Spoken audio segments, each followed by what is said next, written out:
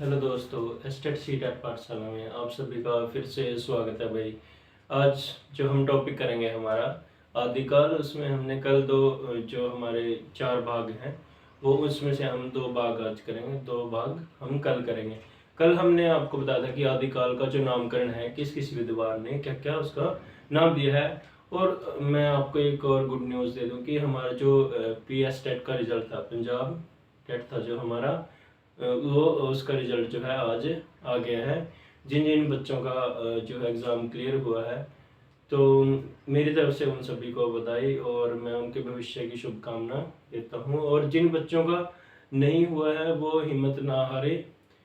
आपका जो एक एक नंबर होता है जिसके लिए हम बाद में पछताते हैं, तो इस बेटर है कि हम उस एक एक नंबर के लिए फाइट करें, डेली हम टेस्ट लगाएं और प्रीवियस ईयर पेपर उठा के देखें, हमारी गलतियों को सुधारें। और जैसे जैसे हम अपनी गलतियों को कम करते जाएंगे हमारी सक्सेस रेट जो है ज़्यादा हो जाएगी।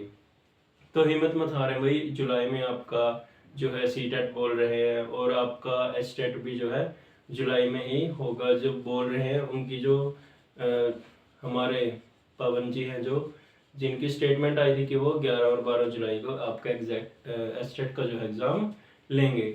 और हमारी जो हिंदी साहित्य की सीरीज चली हुई है, इसमें हम तब तक इसको कंप्लीट कर लेंगे, कवर कर लेंगे। मैं आपको फिर बता दूं कि इसमें मैं जो मेन टॉपिक ही करवाऊंगा और जितना हमारे एग्ज़ाम के लिए ज़रूरी है उतना ही करवाऊंगा। हो सकता है कई बार मैं डिटेल में भी चला जाऊं, और वो आपके लिए बेटर है। और आपके क्योंकि कंसेप्ट क्लियर होना बहुत ज़्यादा ज़रूरी होता है, कहीं से भी क्वेश्चन पूछ सकते हैं।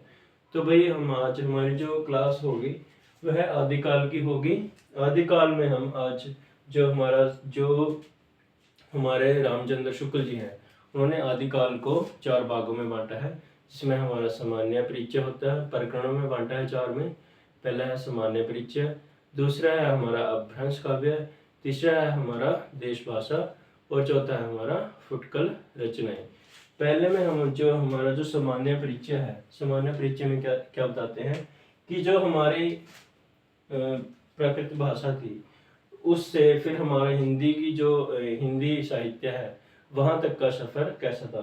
पहले भाई हमारा क्या हुआ, हमारी थी प्राकृत भाषा, प्राकृत भाषा। फिर आई हमारी इसके बाद पाली, पाली के बाद हमारी आई फिर अपभ्रंश, ये जिसे हम पुरानी हिंदी भी बोल लेते हैं। तो यस, ऐसे हमारा जो परिचय है हमारे साहित्य का, पहले में इन्होंने डाला है कि जब अपभ्रंश काव्य जो शुरू हुआ था, जहाँ से हमारा साहित्य जिसका आरंभ माना जाता है। पहले जब आम बोलचाल की भाषा थी जिसमें गाथाएं, कविताएं, कहानियां सुनाई जाती थी, बोलकर गाथाएं, गीत गाए जाते थे। जब वो आम बोलचाल की भाषा न रहकर वह साहित्य की, काव्य की भाषा बन गई, तब उसे हम अपभ्रंश भाषा, और अपभ्रंश से फिर हमारी हिंदी भाषा का जो है उद्भव हुआ था। इसमें हम आज जो है हमारा जो अपभ्रंश काल है, अपभ्रंश काल में हम 3 जो है हमारे काव्य पढ़ेंगे। जिसमें पहला है हमारा जैन, जैन काव्य, दूसरा है हमारा सिद्ध, सिद्ध काव्य, तीसरा है हमारा नाथ काव्य। ये सब हम पढ़ेंगे इसमें भाई। और जो इनके जो कवि थे, जो विद्वान थे, जो हमारे सिद्ध थे, जो सिद्ध हमारे कितने थे, 84 थे, और नाथ हमारे 9 थे। जैन हमारे जितने कितने थे, 24 थे, जिसमें महावीर जैन जो है सबसे ज्यादा नाम लिया जाता है, जो कि जैन धर्म के जो वास्तविक जिन्हें बोलते हैं वह उन्होंने इसका जो है आरंभ किया था। जैन जो साहित्य है, जैन साहित्य में सबसे पहले जो नाम लिया जाता है वह हमारे हैं स्वयंभू, स्वयंभू, स्वयंभू है भाई। स्वयंभू को जो हमारे राहुल चाणक्यनंदन जी हैं, उन्होंने क्या बोला है कि यह हमारे पहले कवि इनको माना है आदिकाल के, कि यह हमारे जो पहले कवि थे, जो आचार्य थे। इनकी जो इनका जो ग्रंथ है उसके बारे में पूछा जाता है, हम इनके ग्रंथों के बारे में बात करेंगे। और क्या क्या बोला जाता है, जो हमारे स्वयंभू जी हैं, इनका जो ग्रंथ था जिसका नाम था पौम चरेयू, अटपटे से नाम है भाई, इसको याद करना पड़ेगा। पौम चरेयू जो है इनका ग्रंथ था, और इस ग्रंथ को जो आदिकाल का पहला ग्रंथ भी इसे माना जाता है कि है एक रामायण भी माना जाता है इसको, कि यह साहित्य की रामायण है। और इनकी जो आगे रचना थी, जो हमारे इसके बाद पुष्यप दंत थे, उन्होंने महापुराण, आदि पुराण, यह सब लिखे थे। और इसके बाद जो हमारे भाई स्वयंभू जी हैं, इन्होंने जो है एक और लिखा था जिसका नाम है रिठणी बे चरेऊ, इन्होंने यह लिखा था। जो स्वयंभू का पौम चरेऊ है, इसको जो है क्या बोला जाता है, हमारे हिंदी साहित्य की जो रामायण इसको बोला गया था। फिर है पुष्पदंत हमारे, और उसके बाद है हमारे हेमचंद्र, इन्होंने जो है कुमारपाल चरित लिखा था। कुमारपाल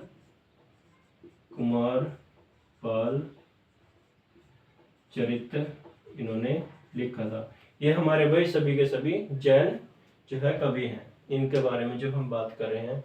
इसके बाद है हमारे जिनद सूरी, इन्होंने लिखा था उपदेश रसायन रास, इन्होंने लिखा था।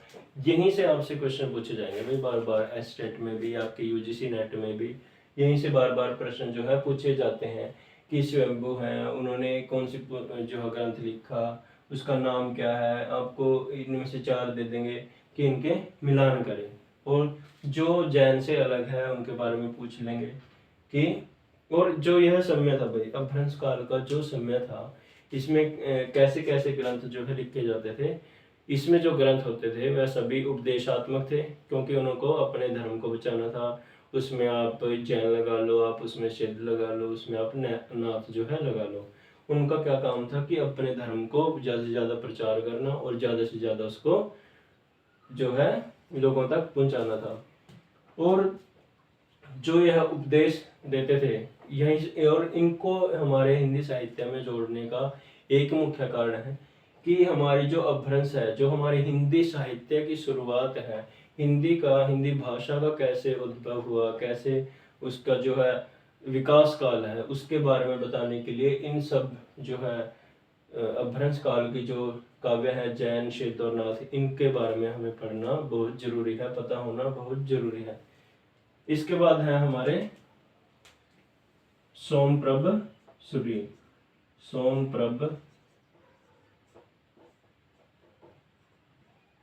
सूरी, इन्होंने लिखा था हमारा जो है प्रबंध कुमारपाल, इन्होंने जो है यह ग्रंथ लिखा था। उसके बाद है हमारे जो शालिभद्र है, जिनके बारे में ज़्यादा से ज़्यादा पूछा जाता है। देवसेन है हमारे, जिन्होंने एक जो है ग्रंथ लिखा था जिसका नाम है श्रावकाचार जो है उन्होंने लिखा था। और हमारे जो शालिभद्र जी हैं उन्होंने लिखा था भारतेश्वर बाहुबली रास, उन्होंने लिखा था, जो बार बार हमारे जो है क्वेश्चंस आते हैं एसटेट में भी और यूजीसी नेट में भी इसके बारे में पूछा जाता है। भाई हमारे हैं शालिभद्र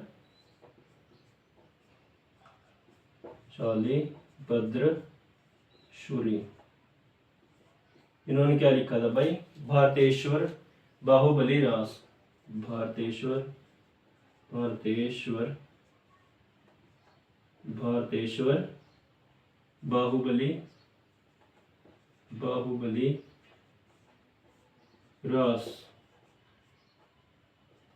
बाहुबली रास इन्होंने लिखा था भाई। और इसके साथ ही हमारे जो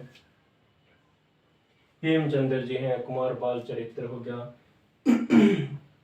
शालिभद्र शुरी हैं, भारतेश्वर बाहुबली हो गया, आशुग हो गया जिन्होंने जो है चंदन बालारस लिखा था, और कल्हण हो गए हमारे, कल्हण ने लिखा था, कल्हण कल्हण ने लिखा था भाई हमारा अबू रास, अबू रास, अबू रास इनके द्वारा लिखा गया था। और इसके इन सब के बाद देखिए भाई आपको ये बार बार रिवाइज करने पड़ेंगे। रिवीजन ही किसी भी एग्जाम को क्लियर करने का एक जो है इम्पोर्टेंट जो है पार्ट होता है, और वह प्रोसेस होती है जिसमें हम किसी भी चीज़ में महारत हासिल कर सकते हैं, जिसे बोलते हैं कि अभ्यास जो होते हैं, अभ्यास करने से हम किसी चीज़ की प्राप्ति कर सकते हैं।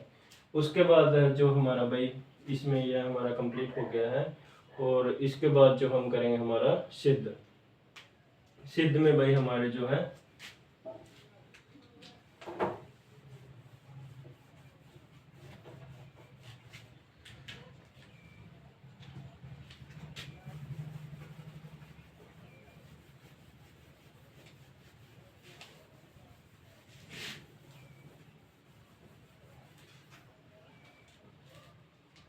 सिद्ध जो हम इसके बाद करेंगे, सिद्ध साहित्य में सिद्ध जो काव्य है, सिद्ध काव्य में कितने हैं, इनकी संख्या कितनी है, 84। इन्हें संध्या भाषा शैली का जो है प्रयोग किया था। और सिद्ध में हमारे जो मुख्य जो जिन्हें बोलते हैं कवि लगा लो आप, आचार्य लगा लो, विद्वान लगा लो, जिसका नाम है सरहप्पा, सरहप्पा। इनको जो राहुल संक्रांतियन जी हैं उन्होंने इनका नाम जो है, जो पहले कवि, हिंदी के पहले कवि के नाम रूप में भी इनका नाम लिया गया है। और जो इनकी जो ग्रंथ हैं या रचनाएं हैं उनका नाम है भाई पहले तो दोहा कोश, दोहा कोश, और दूसरी है इनकी चर्या गीत, चर्या गीत, इनकी है 2 रचनाएं हैं। उसके बाद है हमारे दूसरे जो है शबरप्पा, शबरप्पा। शबरप्पा की जो रचना है, वह जो ग्रंथ है उसका नाम है चर्यापद। देखिए भाई मैं इसलिए आपको ये सब करवा रहा हूँ क्योंकि इनमें से ही क्वेश्चन पूछे जाते हैं, और जो बच्चे कंफ्यूज होते हैं बहुत ज़्यादा बार, वो इन्हीं में होते हैं कि चर्यापद किसका है, चर्या गीत किसका है, इसमें ही जो है बच्चे। और आगे है एक योग चर्या, उसमें भी आप जो है कंफ्यूज बच्चे हो जाते हैं। इसके बाद है हमारे तीसरे लुइपा, लुइपा। और हमारे चौथे हैं जो डोम्बिपा, डोम्बिपा है जो इन्होंने जो है अपनी रचना लिखी थी, जिसका नाम है अक्षरद्वीप कोश, अक्षर द्वीप कोश, इनकी है रचना है। यही से इसमें से सिर्फ यही जो है प्रश्न आपसे पूछे जा सकते हैं। और सरप्पा को भाई क्या, जिसने राहुल संकरन जी उन्होंने हिंदी का जो है पहला कवि भी इनको माना है, और इनको बोला है कि यह जो सरप्पा जी हैं इनको वाल्मीकि और इनको व्यास भी इन्होंने कहा है। आगे है हमारा भाई नाथ, नाथ, नाथों की संख्या 9 है भाई। और इनमें जो चीजें देखिए, जो सिद्ध और नाथ हैं जो हमारे जैन हैं, इनका जो उद्भव हुआ था वह हुआ था हमारे जो बौद्ध जो धर्म था, बौद्ध धर्म से वज्रयान जो शाखा थी उसमें से जो तंत्र मंत्र की शाखा थी उसमें से इनका जो है उद्भव हुआ था सिद्धों का, नाथों का। सिद्ध लोग जो थे वह क्या करते थे, मद मदिरा, स्त्री भोग और जो भी शराब थी वह पीते थे, और हिंसा भी करते थे। और जो नाथ थे उन्होंने इनका विरोध किया, जात पात का और हिंदू भाईचारे का उन्होंने जो है सम्मान किया, हिंदू मुस्लिम भाईचारे का, और स्त्री को त्याग दिया। और इन्होंने हठ योग जो है साधना का इन्होंने क्या किया, योग पर ज़्यादा ध्यान दिया। और सबसे पहले इन्होंने महापुराण, महासुख जो है, महानिर्वाण की जो है स्थिति है, उसको इन्होंने फॉलो किया भाई नाथों में। नाथों में देखिए हमारे जो पहले हैं जलंधर नाथ,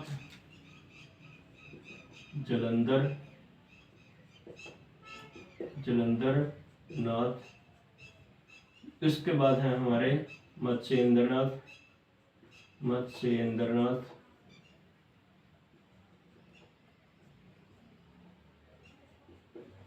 फिर है हमारे गोरखनाथ,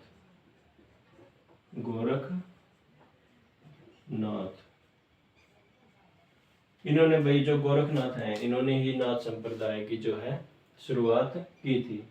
नाथ संप्रदाय में गोरखनाथ का नाम सबसे ज्यादा लिया जाता है। इनकी जो गोरख बाणी है, गोरख बाणी जो इनके द्वारा लिखी गई है, गोरख बाणी, इसमें इनके जो है उपदेश दिए गए हैं, जो गोरखनाथ जी ने अपने चेलों को दिए थे, जो आम जन को इन्होंने दिए थे, अपने उपदेश दिए थे उसके बारे में, और अपने जो है इन्होंने अपने जो नाथ संप्रदाय है उसके बारे में शिक्षा दी। और हठ योग जो कि इसमें सुषुम्ना नाड़ी होगी, पिंगला होगी, और उनके बारे में इन्होंने बताया है कि हठ योग जितना आप शरीर को कष्ट देंगे उतना ही ज्यादा आप इसमें जो है सिद्धि प्राप्त करेंगे, उसके बारे में उन्होंने बताया है। और हमारा भाई यहाँ नाथ तक कंप्लीट हो गया है। कल हम देश भाषा, जिसमें हमारा राष्ट्र काव्य आता है, फिर फुटकुल रचना यह पढ़ेंगे। धन्यवाद।